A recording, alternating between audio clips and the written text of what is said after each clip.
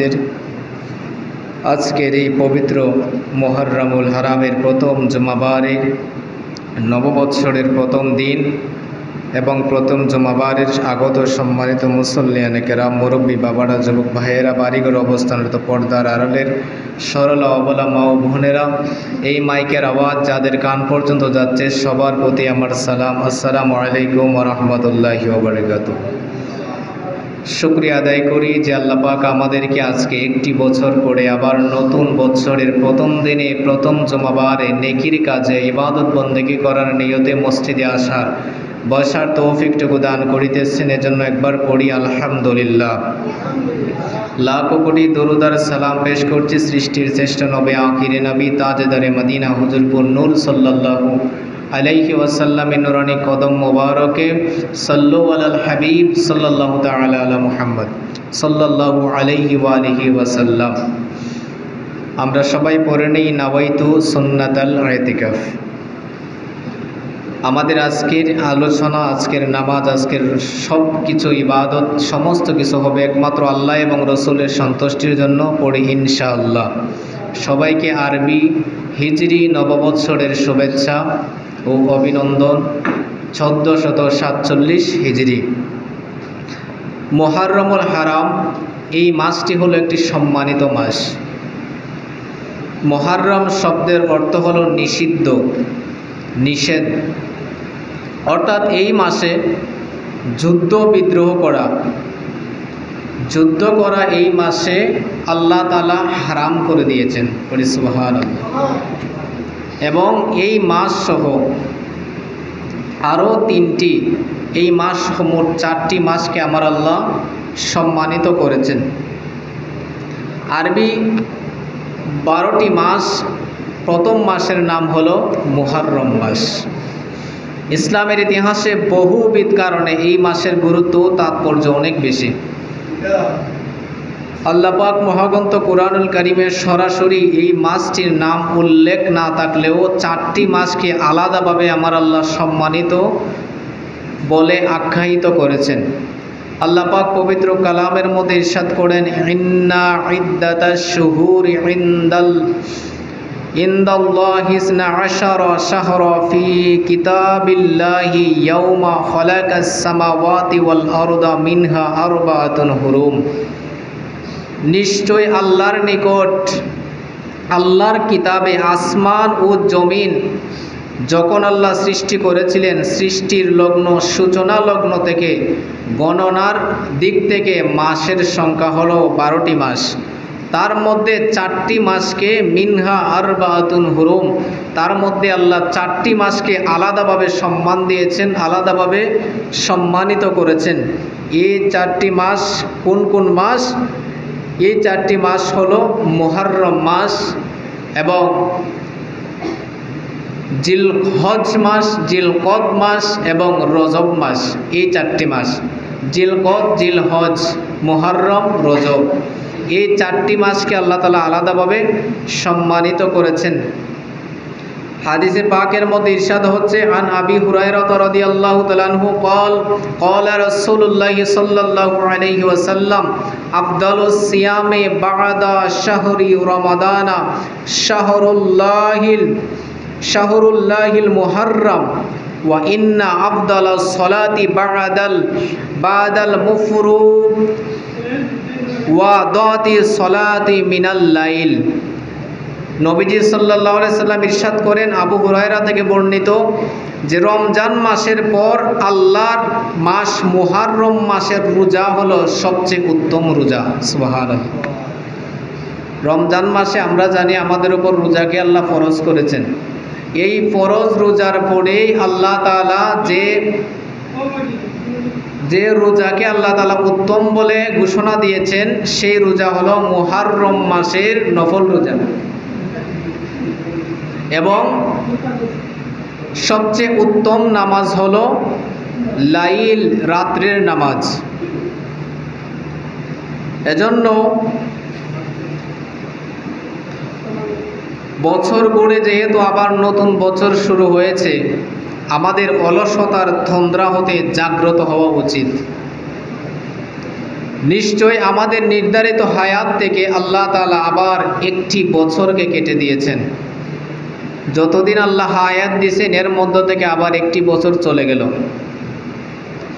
আর অতিবাহিত বছরের দ্বারা আমাদের উপদেশ গ্রহণ করা উচিত আর চিন্তা করা উচিত যে বছরটি আমাদের কিভাবে কাটলো।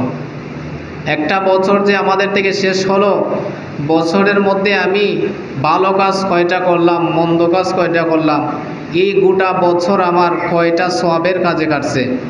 আল্লাহ তাআলা ইরশাদ করেছেন, ক্বাল আল্লাহু তাআলা ইয়া আইয়ুহাল্লাযীনা আমানুত্তাকুল্লাহা ওয়াল তানজুর নাফসুম মা কদ্দামাত লিগাদ ওয়াত্তাকুল্লাহা ইন্নাল্লাহা খাবীরুম বিমা তা'মালুন। আল্লাহ পাক রব্বুল আলামিন ইরশাদ করছেন, হে ঈমানদারগণ, তোমরা আল্লাহকে ভয় করো আর প্রত্যেক ব্যক্তির চিন্তা করা উচিত আগামীকাল অর্থাৎ পরকালের জন্য সে কি আল্লাহর দরবারে প্রেরণ করেছে।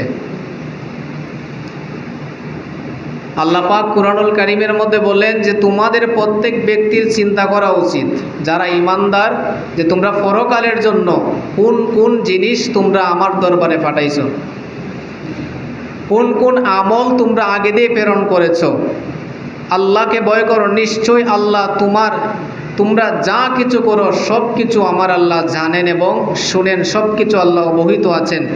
উমর রাদিয়াল্লাহু তাআলা আনহু ইরশাদ করেছেন, পরকালের হিসাব নেয়ার পূর্বে তোমরা তোমাদের কর্মের হিসাব করে নাও, কেননা পরকালের যে হিসাব, ওই হিসাবটা সহজ করতে হলে আগে তুমি দুনিয়ায় থাকতে নিজের কর্মের, নিজের কাজের হিসাব করতে হবে। যে আমি একটা মাস আমার থেকে গেল, এই গোটা মাস আমি কয়টা ভালো কাজ করছি, কয়টা হারাম কাজ করছি, কয়টা খারাপ কাজ করছি, কয়টা সওয়াবের কাজ করলাম, কয়টা গুনাহের কাজ করলাম। এই যে একটা বছর আমাদের থেকে গেল, আমরা একবারও কি চিন্তা করছি যে এই যে বছর যাইতেছে, বছরের পর বছর আসতেছে, গোটা একটা বছরে আমরা কয়টা ভালো কাজ, কয়টা সওয়াবের কাজ, কয়টা হারাম কাজ, কয়টা গুনাহের কাজ আমরা করছি। এজন্য ওয়াকালা ওমর রাদিয়াল্লাহু তাআলা আনহু, হাসিবু আনফুসাকুম ক্বাবলা আন তুহাসাবু ওয়াজিনু আনফুসাকুম ক্বাবলা আন তুজনানু ফাআন্না আহওয়ানু আলাইকুম ফিল হিসাবি গাদান আন তুহাসিবু আনফুসাকুমুল ইয়াওমা ওয়া তাযায়্যানু লিল আরাদিল আকবার ইয়াউমাইযিন তুরাদু দুনা লা তাখফা মিনহু খালিফা। ওমর রাদিয়াল্লাহু তাআলা আনহু বলেন, তোমরা তোমাদের আমলের ওজন দুনিয়ায় থাকতে করে নাও। তোমরা কয়টা আমল করছো, কতটুকু ওজন আছে আমলের, কেননা আজকের দিনের হিসাব পরকালের হিসাবকে সহজ করে দিবে। সুবহানাল্লাহ। যদি আপনি দুনিয়ায় থাকতে হিসাব করে করে কাজ করেন, তাইলে পরকালের হিসাবটা আপনার সহজ হবে। আপনি জানতে পারবেন যে আমি এই গুনার কাজগুলো করেছিলাম, আমার গুনাহের কাজ বেশি, সওয়াবের কাজ কম, আমার গুনাহটা বেশি, সওয়াব কম, এই জিনিসটা আপনার মাথায় থাকবে। কিন্তু আপনি তো অলস, কোন দিক দিয়ে বছর যায়, কোন দিক দিয়ে মাস যায়, কোন বছর গেল, কোন মাস গেল, কোন দিন গেল, কোন সপ্তাহ গেল, এইগুলা বিষয়ে আমরা কোনো কিছুই খেয়াল করি না। এই যে একটা আরবি বছর গেল, এখন আমি বলাতে অনেকে জানছেন, তাইলে আপনারা জানেনও না যে কোন দিন আরবি বছর ঢুকে আর কোন দিন বছর যায়। কিন্তু যখন ইংরেজি বছর শুরু হয় তখন ঠিকই ফেসবুকে একটা স্ট্যাটাস যায় যে হ্যাপি নিউ ইয়ার 2025। কিন্তু আরবি বছর, আমরা তো মুসলমান, আমরা মুসলমান হিসেবে আরবি বছরের আরবি মাসের ক্যালেন্ডার তারিখ আমাদের জানা উচিত। একটা গ্রামের মধ্যে যদি কোনো মানুষই আরবি তারিখ জানে না, তাহলে গোটা গ্রামের মানুষের গুনাহ হয় এবং তারা গুনাহের ভাগীদার হয়। আর যদি আরবি তারিখটা আপনার জানা থাকে, তাইলে আপনি গুনাহ থেকে বেঁচে গেলেন। কিন্তু আমরা এখন বললে ইংরেজি তারিখ টাচ করে বলে দিতে পারি, কিন্তু আরবি কোন মাসের কত তারিখ যায় এটা আমরা অনেকেই জানি না। এখন বাংলাটাও আমরা ভুলে গেছি, অথচ আমরা বাঙালি। বাংলাটাও আমরা অনেকে ভুলে গেছি, শুধু ইংরেজিটাই মনে রাখি। ইংরেজি মনে রাখা দোষের কিছু না, অবশ্যই মনে রাখেন, এটা ভালো। তবে পাশাপাশি বাঙালি হিসেবে বাংলাটাও মনে রাখা দরকার, এবং মুসলমান হিসেবে আমাদের ইসলামী ক্যালেন্ডার কোন কোন মাস যাইতেছে, কোনটা ফজিলতের মাস, কোনটা নেকির মাস, কোন মাসের মধ্যে নেকি করলে আল্লাহ বেশি নেকি দান করেন, এগুলোও আমাদেরকে জানা প্রয়োজন আছে। তা আমাদের আল্লাহ পাকের কোরআন এবং রসুলের হাদিস অনুযায়ী এতটুকু বুঝলাম যে নবীজি এবং আল্লাহ পাক ইরশাদ করেছেন যে আমরা আমাদের মধ্য থেকে যে বৎসর গেল, যে মাস গেল, যে সপ্তাহ গেল, এর হিসাবটা আমরা দুনিয়ায় থাকতে করা আমাদের জন্য উচিত, যাকে বলা হয় আত্মসমালোচনা। আত্মসমালোচনা চিনেননি আপনারা? নিজের হিসাব নিচে করা। সারাদিন সকাল থেকে বিকাল পর্যন্ত কয়টা ভালো কাজ করছি, কয়টা খারাপ কাজ করছি, কতজনকে ধোঁকা দিছি, কয়টা দান সৎকা করছি, এটা রাত্রে যখন ঘুমাইবেন বিছানায় মাথা বালিশের মধ্যে মাথা রাখার পরে হিসাব করবেন মনে মনে যে আজকে সারাটা দিনের মধ্যে আমি কতটুকু সওয়াবের কাজ, কতটুকু গুনাহের কাজ করছি, কতটুকু দান সৎকা করেছি, আর কয়টা মানুষকে অন্যায়ভাবে থাপ্পড় দিয়েছি, মেরেছি, কয়টা মানুষের হক নষ্ট করেছি, আজকে সারা দিনের মধ্যে কয়টা জুলুম করেছি। এই চিন্তাটা, এই ভাবনাটাকে বলা হয় আত্মসমালোচনা। এজন্য ইসলামের হুকুম হলো তুমি সব সময় নিজেকে নিয়ে সমালোচনা করো। কিন্তু আমরা সমালোচনা করি কার? বলেন না। আমরা সমালোচনা করি অন্যের, নিজেরটার কোনো খবর নাই। একজনের 100টা ভালো কাজ আছে, 100টা ভালো কাজের মধ্যে 2টা খারাপ কাজ, আমরা ওই 100টার মধ্যে 2টাকেই দেখি, বাকি 98টাকে দেখি না। ওই 2টা নিয়েই এসে আমাদের ঘরের মধ্যে বসে যত ধরনের কথাবার্তা চলছে। এই জুম্মার নামাজ শেষ হলো, জুম্মার নামাজ শেষ, ঘরে খাইতে বসছেন সবাই একসাথে, হুজুরকে নিয়ে কথাবার্তা চলছে যে হুজুরে আজকে এই কথাটা কইল, যে হুজুর এমনি বালা না, এই না সেই না, তা আজকে অমুক ব্যক্তি এই কথা বলল। কিন্তু আমাদের উচিত ছিল কি, যে এই সকাল থেকে এই পর্যন্ত আমি কি করছি। আপনি যখন পরকে দেখাইবেন আগে নিজেকে দেখেন, আগে নিজেকে চিনো। যদি নিজেরই নিজে না চিনতে পারো তাহলে তুমি পরকে কিভাবে চিনবাই? আমরা তো নিজেরই চিনি না। এজন্য ইসলামের হুকুম হলো তুমি আত্মসমালোচনা করো, নিজের সমালোচনা করো। পর মানুষকে যখন দেখবাই তখন তার সম্পর্কে সব সময় পজিটিভ ধারণা রাখবাই, যে ওই লোকটা ভালো, যেটা করতেছে ওইটা ভালো, যেটা বলছে এইটাও ভালো। আর নিজেরে সব সময় ছোট করে রাখবাই, যে আমি যেটা করতেছি হয়তো ওইটা ভালো না। এইভাবে যদি আপনি নিজেকে নিয়ে আত্মসমালোচনা করতে পারেন, এইভাবে আত্মসমালোচনা করে যদি মরতে পারেন, তবে আপনার জন্য আল্লাহর হিসাবটা সহজ হবে এবং পরকালের মধ্যে আল্লাহ তাআলা আপনার জন্য আপনার কবরটাকে সুসজ্জিত করে জান্নাতের বাগান বানিয়ে দিবেন। সুবহানাল্লাহ। আমাদের উচিত আমাদের নিজের নফসকে নিজের আয়ত্তে রাখা, নফসের বিরুদ্ধে যুদ্ধ করা। রাসূলুল্লাহ সাল্লাল্লাহু আলাইহি সাল্লাম একজন বৃদ্ধ ব্যক্তিকে উপদেশ দিতে গিয়ে বলেন, ক্বালা রাসূলুল্লাহ সাল্লাল্লাহু আলাইহি সাল্লাম লি রাজুলি রিলাজুলি ওয়া হুয়া ইয়াইযুহু ইগতানিম খামসা ক্বাবলা খামস। একজন বৃদ্ধ লোককে নবীজি উপদেশ দিতে গিয়ে নবীজি বললেন তাকে যে তুমি 5টা জিনিস আসার আগে আগে ওই 5টা জিনিসকে তুমি মূল্যায়ন করো। কয়টা জিনিস? 5টা জিনিস তোমার কাছে আসার আগে ওই 5টা জিনিসকে তুমি কি করো? মূল্যায়ন করো। 1 নাম্বার কি? শাবাবিকা ক্বাবলা হারামিক। তোমার বৃদ্ধ বয়স আসার আগে তোমার নিজের যৌবন বয়সটা, শক্তির বয়সটা, ইয়ং বয়সটাকে তুমি মূল্যায়ন করো। সুবহানাল্লাহ। অর্থাৎ তুমি বুড়া হওয়ার আগে তুমি জোয়ান থাকতে যে বয়সটা, এই বয়সটারে তুমি মূল্যায়ন করো, কাজে লাগাও। সময় থাকতে হাঁটো, বলেন সময় থাকতে হাঁটো। সম্পদ থাকতে বাটো, সম্পদ থাকতে বাটো। এবং শক্তি থাকতে, যৌবন থাকতে খাটো। কথাটা বুঝেননি আপনারা? কথার অর্থ কিটা? সময় তোমার হাতে আছে, এখনই হাঁটার সময়। গাড়ির জন্য যদি বার চান, আপনার সময়ও যাইব, গাড়িও আইতো না। অথবা গাড়ি আইছে, আপনার জন্য সিট খালি নাই। কিন্তু যখন সময় আপনার হাতে ছিল, তখন যদি আপনি হাঁটা শুরু করতেন, সময়ের ভিতরে আপনি গন্তব্যস্থানে পৌঁছে যাইতেন।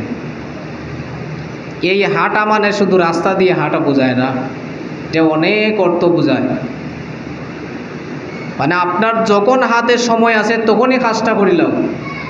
বার চাইও না যে খালকে করব। খালের লাগাল কখনো মিলে না। কেউ কোনোদিন আমার খালকে দেখাইতে পারবেন? দেখাইতে পারবেন খালকে আছে কোনোদিন? যা আসে সেটা হলো আজ। কাল কোনোদিন আসে না, কোনোদিন কাল আসে না। যা আসে তা হলো আজ, আজ। সেজন্য কালকের জন্য কখনো তুমি অপেক্ষা করবে না। সময় থাকতে হাঁটো। সম্পদ যখন আসে তখনই তুমি বাঁটো। সম্পদ থাকতেই তুমি আল্লাহর রাস্তায় খরচ করো, সম্পদ থাকতেই সদকা করো, সম্পদ থাকতেই ছেলে মেয়ের মাঝে সম্পূর্ণরূপে বন্টন করে দাও। সম্পদ চলে গেলে তখন আফসোস করবে। তারপরে যৌবন থাকতে খাটো। বয়স যখন তোমার যখন শক্তিশালী বয়স, তোমার শরীরে শক্তি আছে, নাচতে পারো, দৌড়তে পারো, খেলতে পারো, লাঠি নিয়ে মানুষের দিকে আগাইতে পারো, এই বয়সটা থাকতেই তুমি খাটো। তোমার এখন খাটার বয়স। কিন্তু যখন তুমি বৃদ্ধ হয়ে যাবে, যখন তোমার বয়স বেড়ে যাবে, তখন তুমি ইচ্ছা করলেও আর খাটতে পারবে না। ইচ্ছা করলেই একটা দৌড় দিতে পারবে না, ইচ্ছা করলেই একটা লাভ দিতে পারবে না, ইচ্ছা করলেই একটা মানুষকে তার অন্যায়ের প্রতিবাদ আপনার দ্বারা সম্ভব না। এজন্যই বলছে যে সময় থাকতে হাঁটো, সম্পদ থাকতে বাটো, আর যৌবন থাকতে খাটো। নবীজি এটাই বললেন যে শাবাবিকা কবলা হারামিক, তোমার বয়স বেশি হওয়ার আগে কম বয়সটাকে মূল্যায়ন করো। অনেক বৃদ্ধ মানুষ আপনাদের বুড়িনাও গ্রামে আছেন, ইচ্ছা করেন ঠিকই মসজিদে এসে নামাজটা আদায় করতে জামাতের সাথে, কিন্তু শরীরে মানে না, অসুস্থতার কারণে আসতে পারেন না। এখন তো যদিও কষ্ট করে আসেন, এরপরেও তো আর জানে মানে না কিভাবে যাইব। তাইলে এখন ওনার ইচ্ছা আছে কিন্তু বয়স আর নাই, ইচ্ছা আছে কিন্তু শক্তি আর নাই, ইচ্ছা আছে সময় আর নাই। এইভাবে আপনার নবীজি এটাই বললেন শাবাবিকা কবলা হারামিক, বয়সটা থাকতে থাকতে, যৌবনটা থাকতে থাকতে তুমি খাটো, এই বয়সটাকে মূল্যায়ন করো। তারপরে 2 নম্বরে বলছেন ওয়াসিহাতাকা কবলা সুকুমিক, তুমি অসুস্থ হওয়ার আগে আগে সুস্থতাকে মূল্যায়ন করো। সুবহানাল্লাহ বলেন। অসুস্থ হওয়ার আগে সুস্থ থাকতে তুমি তোমার কাজগুলো সম্পন্ন করে নাও। সুস্থ থাকতে তুমি তোমার এই বয়সটাকে মূল্যায়ন করো, এই সুস্থতাটাকে মূল্যায়ন করো। যখন অসুস্থ হয়ে যাবেন তখন ইচ্ছা থাকবে ঠিকই, কিন্তু করতে পারবেন না। আপনি যদি প্যারালাইসিস হয়ে যায়, আপনার ইচ্ছা করে ঠিকই ফানিউমদা বাজারে গিয়ে একটু হাইটে উঠে আই, কিন্তু আড্ডা দিয়ে আসি, একটু চা খাইয়ে আসি, বন্ধু বান্ধবের সাথে যাই, কিন্তু আপনার ইচ্ছা আছে কিন্তু সুস্থ আপনি নয়। আপনি হাঁটতে পারেন না, আপনার পা চলে না, হাত চলে না, আপনার মুখ দিয়ে কথা বের হয় না, আপনি জ্বরে কাঁপতেছেন, কোথাও বের হইতে পারেন না। তাহলে আপনার ইচ্ছা আছে ঠিকই, কিন্তু অসুস্থতার কারণে আপনি যাইতে পারতেছেন না। এগুলো কথার ব্যাখ্যা অনেক লম্বা, জাস্ট আপনাদেরকে সাময়িকভাবে অল্প কথার মাধ্যমে বুঝাইতেছি। যে আপনি নবীজি কি বললেন, ওয়াসিহাতাকা ক্বাবলা সুকমিক, তুমি যখন সুস্থ আছো তখন তুমি এই সময়টাকে মূল্যায়ন করো অসুস্থ হওয়ার আগে। সুস্থ থাকতে তোমার দ্বারা যে কাজগুলো করা সম্ভব তুমি করে নাও, যখন অসুস্থ হয়ে যাবে তখন শুধু আফসোস করবে, ইস কেড়ে যে আগে করলাম না, এখন যদি বালা থাকতাম আমি কি এইটা করলাম না, এখন যদি বালা থাকতাম আমার পরিবারের উপর কেউ কথা কইতে পারতো না, কেউ হাত তুলতে পারতো না, আমার জায়গাটা জোর করে দখল করতে পারতো না। তো নবীজি এটাই বললেন, তুমি অসুস্থ হওয়ার আগে সুস্থতাকে মূল্যায়ন করো। কিন্তু আমরা বার চাই কোন দিন অসুস্থ হইব, জানি আমরা হই করবো আর কি, হইব না, সময় তো আছে, হই সময় নাই। আপনারা প্রতিটা মানুষের কিসের অভাব জানেন? সময়ের অভাব। প্রতিটা মানুষের সময়ের অভাব। আপনি একজনকে বললেন যে ভাই একটু 5 মিনিট বসে যান, না ভাই আমার একটা কাজ আছে, যাওয়া লাগে। প্রতিটা মানুষের সময়ের অভাব, সময় নেই। তারপরে 3 নাম্বার নবীজি সাল্লাল্লাহু আলাইহি ওয়াসাল্লাম বলেন, ওয়া গিনাকা ক্বাবলা ফাকরিক। 3 নাম্বার হলো তোমার অসচ্ছলতা আসার আগে সচ্ছলতাকে মূল্যায়ন করো। তোমার ধন সম্পত্তি টাকা, যখন তোমার ধন সম্পত্তি আছে, ধন সম্পত্তি গোয়াইবার আগে, চলে যাইবার আগে এই সম্পদটাকে মূল্যায়ন করো। তুমি যখন সচ্ছল আছো, তোমার শক্তি আছে, এই শক্তিটা শেষ হওয়ার আগে এই শক্তিটাকে কাজে লাগাও। তোমার টাকা আছে, টাকা শেষ হওয়ার আগে টাকাটাকে কাজে লাগাও। তুমি যখন গরিব হওয়ার আগে তোমার এই ধনী সময়টাকে তুমি কাজে লাগাও। কয়টা গেল? বুঝে না, সে বুঝে না, জানি। নবীজি কয়টার কথা বলছিলেন একটু বুঝছেন? আমি তো এটা ওয়াজ করি না, আপনারা এটা কিছু বুঝাই। এগুলো তো আমি এই যে বলতেছি, দেখেন এখানে হাদিসটা আছে, এই যে এখানে আরবিতে হাদিসটা দেওয়া আছে, শুনলে আমি তো আর বানায় হইতেছি না যে হুজুরে হই লাগতেন কিছু, এটা মন গড়া হইবই, এমন কিচ্ছু তো না। হাদিসটা আছে, হাদিসটা হলো মুসলিম শরীফ প্রথম খণ্ডের পৃষ্ঠা নাম্বার 368 নাম্বার পৃষ্ঠার মধ্যে এই হাদিসখানা আছে।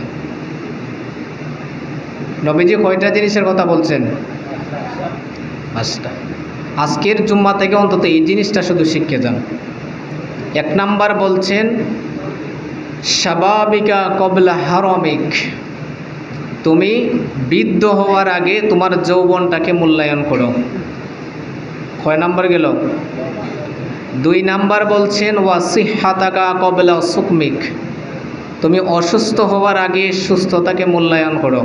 কয়টা গেল? 3 নাম্বার বলছেন, ওয়া গিনাকা ক্বাবলা ফাকরিক, তুমি অসচ্ছলতা আসার আগে সচ্ছলতাকে মূল্যায়ন করো। কয়টা গেল? 4 নাম্বার বলছেন, ওয়া হায়াতাকা, ওয়া হায়াতাকা ক্বাবলা মাউতিক, তুমি তোমার মৃত্যু আসার আগে আগে তোমার হায়াতটাকে মূল্যায়ন করো। কয়টা গেল? অর্থাৎ তুমি মরে যাওয়ার আগে তোমার হায়াতটাকে মূল্যায়ন করো। এরপরে বলছেন, ওয়া ফারাগানাকা ক্বাবলা শুগুলিক, 5 নাম্বার হলো তোমার ব্যস্ত সময় আসার আগে অবসর সময়টাকে কাজে লাগাও। কয়টা গেল? 1 নাম্বার হইল বৃদ্ধ হওয়ার আগে যৌবনকে মূল্যায়ন করো। 2 নাম্বার হলো অসুস্থ হওয়ার আগে সুস্থতাকে মূল্যায়ন করো। 3 নাম্বার হলো গরিব হওয়ার আগে তোমার ধন সম্পত্তি থাকতে, সচ্ছলতা থাকতে তুমি এই জিনিসটাকে মূল্যায়ন করো। 4 নাম্বার হলো তুমি মৃত্যু তোমার কাছে আসার আগে তুমি তোমার হায়াতটাকে কাজে লাগাও। 5 নাম্বার হলো তুমি তোমার ব্যস্ত হওয়ার আগে তোমার অবসর সময়টাকে কাজে লাগাও, কারণ একটু পরে তুমি ব্যস্ত হয়ে যাইবা। এই 5টা জিনিস নবীজি কি করলেন? বুঝাইলেন, মানে উপদেশ দিলেন ওই ব্যক্তিকে। তো এই উপদেশটা নবীজি ওই ব্যক্তিকে দিয়েছেন শুধু উনার জন্য নাকি সবার জন্য? আমাদের জন্য আমরাও এই উপদেশটাকে মেনে চলতে হবে। সময় দিকে গেছি জ্ঞান।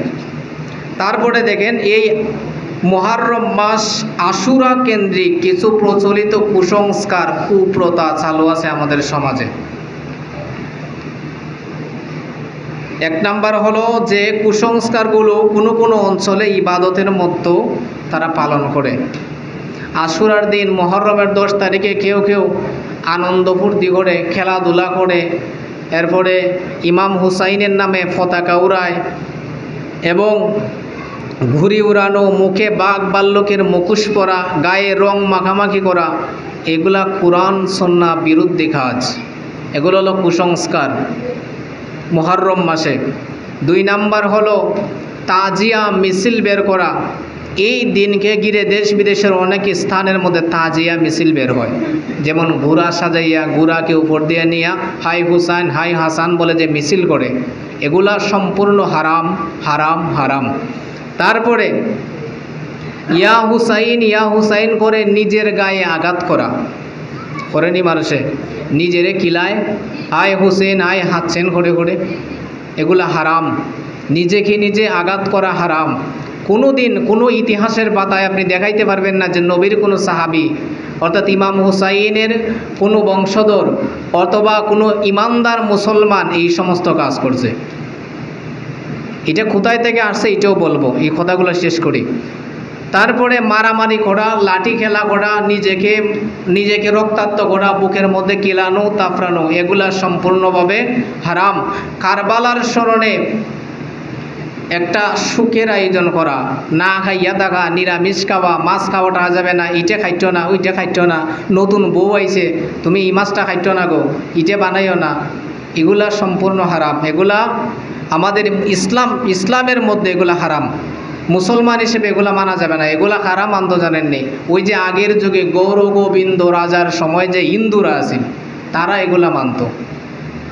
তারপরে হলো মাসব্যাপী কালো পোশাক পরা, এটাও হারাম। মুহররম মাসে বিবাহ শাদী জায়েজ নাই, এই কথা অনেকে বলে যে এটা কারবালার মাস, এই মাসে তুমি বিয়ে করবে কেন? এটা হলো নিষিদ্ধ কাজ। সব মাস হলো ভালো, সব মাসে বিবাহ করা জায়েজ। তারপরে মুহররমের 12 তারিখ তাজিয়া কুলখানি করা, সফরের 20 তারিখ সেহলাম করা, আবার কখনো কয়েক প্রকার মিছিল, এগুলা সম্পূর্ণভাবে হারাম। এবং জেনে বুঝে টাকা পয়সা খরচ করে ফাতিহার আয়োজন করা। মুহররম উপলক্ষে মাহফিল করাবেন কোরআন সুন্নাহ ভিত্তিক, এটা জায়েজ এবং সওয়াবের কাজ। কিন্তু ওই যে কিছু জারি গায়না নেই আমরা কেন, কিছু মিজা কথা হইয়া বুকের মধ্যে তাফরাইয়া কিলাইয়া হায় হুচ্ছেন হাঁচ্ছেন যে করে, এগুলো সম্পূর্ণভাবে হারাম। মুহররম মাস আইছে তো শুরু হইব বিভিন্ন জায়গায়। ওনার নাম কি হুচ্ছেন ছিল, ওনার নাম কি হাঁচ্ছেন ছিল, কত সুন্দর নাম, ইমাম হুসাইন রাদিয়াল্লাহু তাআলা আনহু। তো ইমাম হুসাইনকে যখন তুমি হুচ্ছেন বললা, ওনার নামটা কি বিগড়ানো হইল না? সাধারণ মানুষের নাম বিগড়ে ডাকা হারাম। তাই ইমাম হুসাইন তো সাধারণ কেউ না, জান্নাতের যুবকদের সর্দার। তো ওনার নামটা যখন আপনি হুচ্ছেন হাঁচ্ছেন বললেন, আপনি মুসলমান হিসেবে বিবেকের কাছে প্রশ্ন দিলাম, দেখেন তো কতটুকু ভালো লাগে আপনার? আপনার নামটা যদি কেউ বিগড়াইয়া ডাকলে আপনার কাছে খারাপ লাগে, তো ইমাম হুসাইনের নামটা যখন আপনি বিগড়াইয়া ডাকবেন কেমন লাগবে? এজন্য এগুলা সম্পূর্ণভাবে হারাম। এবং আশুরার দিন হাঁস মুরগি জবাই করা যাবে না, অনেকে বলে, এগুলো সম্পূর্ণ নিষেধ। হাঁস মুরগি না, আপনি যা ইচ্ছা জবাই করতে পারেন, এগুলোতে কোনো সমস্যা নাই। এখন আসেন যে বুকের মধ্যে তাফরানো কিলানো আর জারি গাবা কোন সময় থেকে চালু হয়েছিল? সংক্ষেপে বলি, সময় শেষ। ইমাম হুসাইনকে তারা কারবালার ময়দানে নিয়েছিল কিভাবে? দাওয়াত করে নিয়েছিল, দাওয়াত করে, অর্থাৎ কুফাবাসীর যত মানুষ আছিল, যত মুসলমান আছিল, তারা ইমাম হুসাইনের সিটির মাধ্যমে দাওয়াত দিছে। এবং একটা সিটি না, অনেকগুলা সিটি পাঠাইছে যে হে ইমাম হুসাইন, তুমি আমাদের কাছে আসো, আসলে পরে আমরা বায়াতে রাসূল গ্রহণ করব। আমরা তোমার হাতে বায়াত গ্রহণ করব, আমরা তোমাকে খলিফা হিসেবে মানব। এইভাবে যখন অনেকগুলা সিটি ওনার কাছে আসলো, তখন উনি মুসলিম বিন আকিলকে যখন পাঠাইলেন, উনি গিয়ে দেখছেন প্রথম ওনার সাথে তারা ভালো ব্যবহার করছে। যখন উনি চিঠি লিখলেন যে হে ইমাম হুসাইন আপনি আসতে পারেন, এটা নিরাপদ শহর, এই চিঠি উনার হাতে লেখার পরেই উনারাও শেষ করে দিল এবং ইমাম হুসাইন যখন আসলো এই ইয়াজিদ বাহিনী উনাকেও কতল করে দিল। কিন্তু যারা সাধারণ মুসলমান ছিল তারা তো ইয়াজিদের ভয়ে কাঁপতো। তো তারা প্রথম ভাবছে যে ইয়াজিদ মনে হয় সত্যি সত্যি ইমাম হুসাইনকে গ্রহণ করবে। কিন্তু যখন ইমাম হুসাইন আসলো এবং তারা যুদ্ধ শুরু করলো, তখন সাধারণ মুসলমানগুলোর অন্তরে ভয় চলে গেল যে আমরা আওলাদে রাসূলের বিরুদ্ধে কাজ করতেছি। সাধারণ মানুষের তো কিচ্ছু করার নাই, যেখানে বাদশাহ যুদ্ধ করে আমি কি তা। ওই যে সাধারণ মানুষের ভিতরে ভিতরে খান্ত ইমাম হুসাইনের জন্য, কিন্তু সাপোর্ট করতো ইয়াজিদকে।